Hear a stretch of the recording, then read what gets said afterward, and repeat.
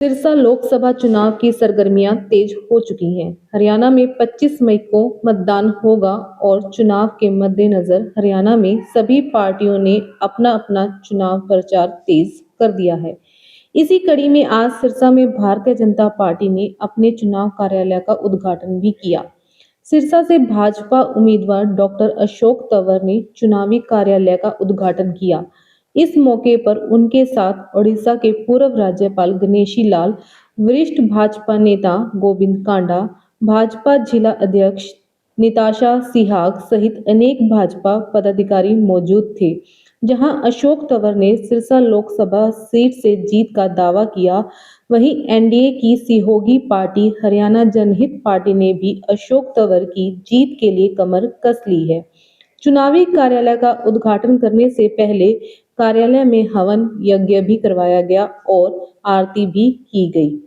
Media से बातचीत करते हुए पूर्व सांसद और भाजपा उम्मीदवार डॉक्टर अशोक तंवर ने कहा कि आज से ये एक मुख्य केंद्र के रूप में ये, क्योंकि चुनाव का समय है और आज से गतिविधियों का केंद्र रहेगा। यहाँ से जो ऊपर से पार्टी का आदेश आएगा, जो नीचे से फीडबैक आएगा, उसके आधार पर सब लोग मिलकर के काम करेंगे। और 4 तारीख को हम लोग सब लोगों ने मिलकर के फैसला किया है कि 4 तारीख को सुबह 10 बजे नेहरू पार्क में इकट्ठे होकर के हम नामांकन भरने के लिए जाएंगे।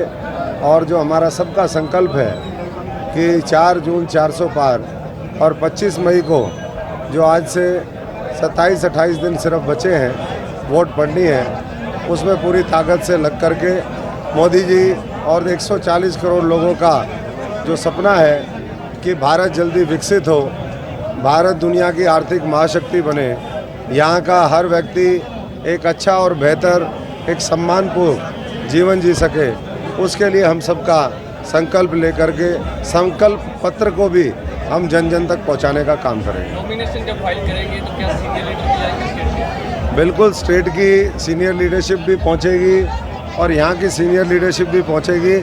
और हर बूथ से हमारा टारगेट है कि क्योंकि भारतीय जनता पार्टी मेरा बूथ सबसे मजबूत उस कार्यशैली के आधार पर ज़मीन पर काम करता है, तो मैं समझता हूँ कि हर बूथ से उस दिन नामांकन भरवाने के लिए और कमल को और मोदी जी को ताकत देने के लिए लोग पहुँचेंगे।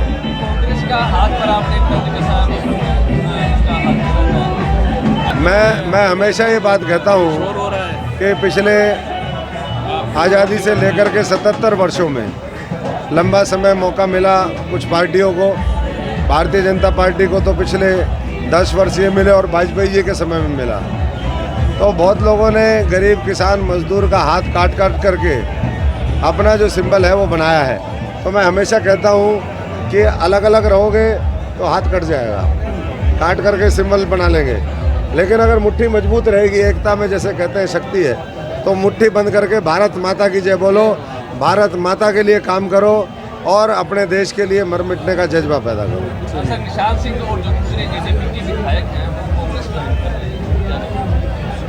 देखिए ये पार्टी का फैसला होता है कि किसको ज्वाइन करना है, किसको नहीं कराना है। जो ईमानदारी से देश की प्रदेश की सेवा करना चाहते हैं उन लोगों का पार्टी में हमेशा स्वागत है। बाकी पार्टी लीडरशिप तय करेगी कि कांग्रेस की स्थिति बदल पाएगी अगर जेजेपी की। कांग्रेस की स्थिति बद से बदतर होती गई है।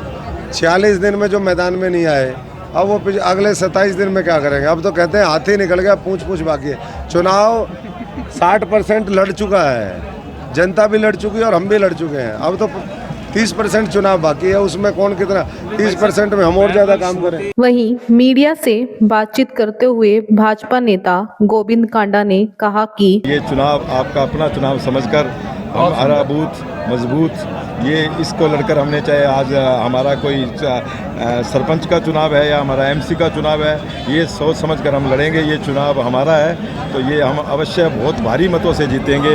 लोग 5 लाख कह रहे हैं, 6 लाख कह रहे हैं, मैं कह रहा हूँ इसकी गिनती नहीं है, ये इतने हम वोटों से जीतेंगे। गोविंद जी, सिरसा जिला में बात की जाए तो हलोपा की काफ़ी स्थिति अच्छी है। हलोपा की तरफ से देखिए, हलोपा एनडीए का पार्ट है, हलोपा साथ में है और आप ये देखना कि 4 तारीख से ये चुनाव भाई गोपालकोंडा का चुनाव होगा और उसके बाद कैसी स्थिति बदलती है आप देखते जाना। वहीं मीडिया से बातचीत में उड़ीसा के पूर्व राज्यपाल प्रोफेसर गणेशी लाल ने हरियाणा में कांग्रेस की गुटबाजी पर चुटकी लेते हुए कहा कि पैरेलल कर्ण दलाल पैरेलल सब लोग अपने संगठन बढ़ा रहे हैं, रोज मीटिंग कर रहे हैं, जिसको टिकट मिला है उसी का सर्वनाश करने के लिए सब लोग तुले हुए हैं। आप किधर कांग्रेस की बात करते हैं? कहाँ है कांग्रेस? किधर कांग्रेस बचा है ही नहीं। तो इसलिए जो शुरू में देश के प्रधानमंत्री जी ने कहा था ना कांग्रेस मुक्त भारत, वो सब हिसाब किताब हो रहा है।